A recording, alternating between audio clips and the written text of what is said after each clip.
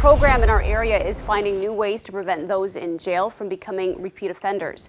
The efforts are through Project Proven, which we introduced you to last year. The project is helping people coming out of jail or those who have a criminal history find their way back into the community. News 8's Sarah Tamer is here to tell us how the new efforts are making a difference in our community. Sarah? Lisa, people from Project Proven work closely with the La Crosse County Jail and meet with a group of 18 men and 13 women each week. It's called Program Pod, and it's just under a year old. It helps those preparing to leave the jail with employment, case management, mental health, and substance abuse. Project leaders tell me the jail inmates are being introduced to a lot more resources in our community. The U.S. spends millions of dollars each year to house prisoners.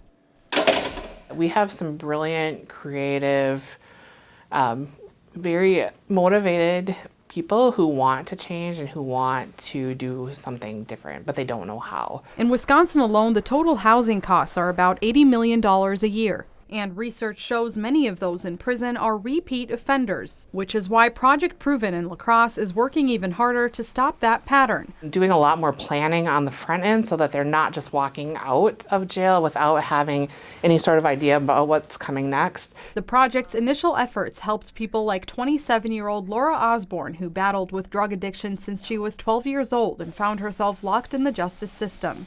I had to do something. Osborne learned about Project Proven during her time in jail, and she hasn't gone back since. It helped me get my foot in the door of realizing what I wanted to do and how I wanted to help people and to figure out how to do a resume and to do all of those career things that we have to do. Osborne's story is just one of many. 30-year-old Chris Palm spent 6 years behind bars after being a part of an armed robbery.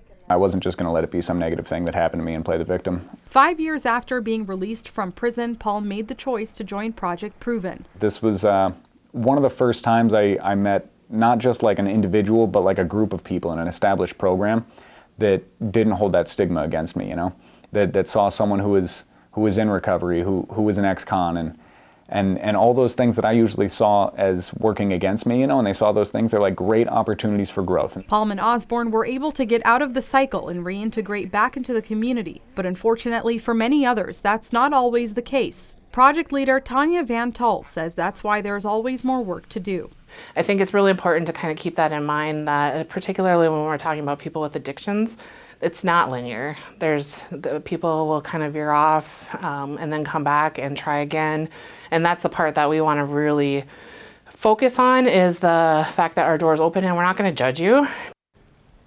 Laura and Chris, who I met today, are both set to graduate from Western Technical in 2018 with degrees in human services. That's really amazing. Now, so far, how many people has Project Proven helped? So the program has helped over more than 500 people in our community alone. And it's not just getting back into education, it's both the workforce, the education, really whatever it is that works for them. Awesome. Thank you so much for that report. You're welcome. We appreciate